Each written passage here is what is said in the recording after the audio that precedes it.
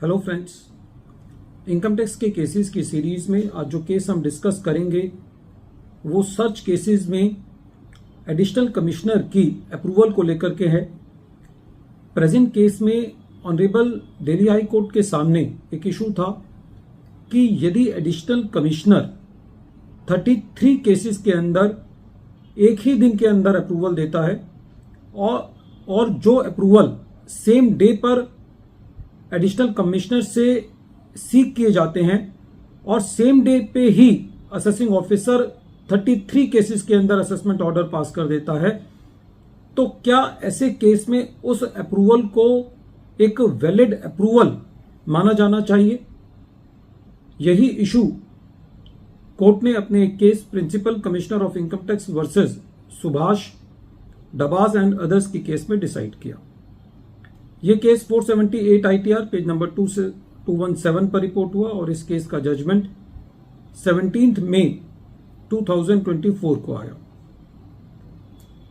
Present case में assessment year 9, 10, 10, 11 और 11, 12 था और जब असेसिंग ऑफिसर ने एक सर्च की अवज में असेसिंग की असेसमेंट कंप्लीट की तो असेसिंग ऑफिसर ने काफी सारे एडिशंस किए, जिसके अंदर कुछ एडिशन ऐसे थे जो कि सन्ड्री क्रेडिटर्स के ओपनिंग बैलेंसेस के एडिशंस किए गए, कुछ पर्सनल एक्सपेंसेस के एडिशन किए गए, कुछ डीम्ड डिविडेंड के एडिशंस किए गए।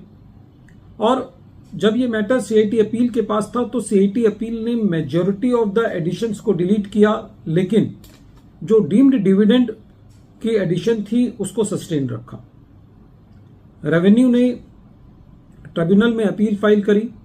असेसी ने ट्रिब्यूनल के अंदर ये ग्राउंड लिया कि प्रेजेंट केस में जो सेक्शन 153D का अप्रूवल है वो मैकेनिकल है, वो खाली नाम मात्र के लिए है, और क्योंकि एक ही अप्रूवल के अंदर सेम डे पर 33 केसेस के अंदर अप्रूवल दिया गया है और सेम डे पर जिस पे वो अप्रूवल कमिश्नर से मांगा गया उसी दिन वो अप्रूवल दे दिया गया, बिना मटेरियल को कंसीडर किए हुए और बिना ये देखे हुए कि कुछ एडिशंस तो ऐसी हैं जिनका पिछले सालों में ऑलरेडी एडिशन हो चुका है। तो ये अप्रूवल के अभाव में, एक वैलिड अप्रूवल के अभाव में असेसमेंट को क्वेश किया जाना चाहिए और ट्रिब्यूनल ने असेसी के इस कंटेंशन को एक्सेप्ट किया और असेसमेंट को क्वेश किया।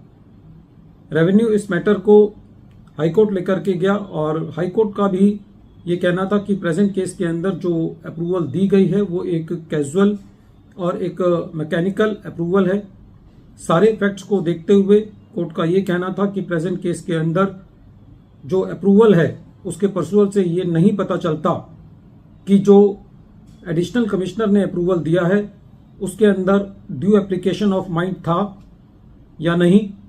और कोर्ट का यह कहना था कि प्रेजेंट केस में जो अप्रूवल है वो खाली नाम मात्र के लिए है और सेम डे पर इतने सारे केसेस के अंदर एक नॉर्मल ह्यूमन बीइंग के लिए उन सारे केसेस को कंसीडर करना ये संभव नहीं है।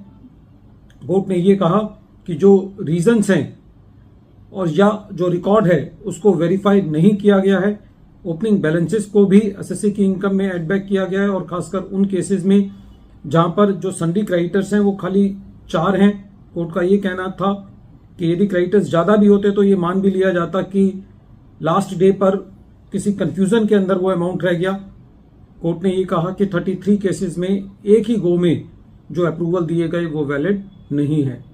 कोर्ट का ये भी कहना था कि 33 केसेस में असेसिंग ऑफिसर के लिए कुछ ही घंटों के अंदर कंप्यूटेशन शीट बनाना, पेनल्टी के नोटिस को इशू करना ये संभव नहीं है। और क्योंकि सेम अमाउंट को पिछले सालों में भी एड बैक किया गया है तो ऐसे केस में ये कहा जा सकता है कि जो अप्रूवल है वो खाली नाम मात्र के लिए दिया गया।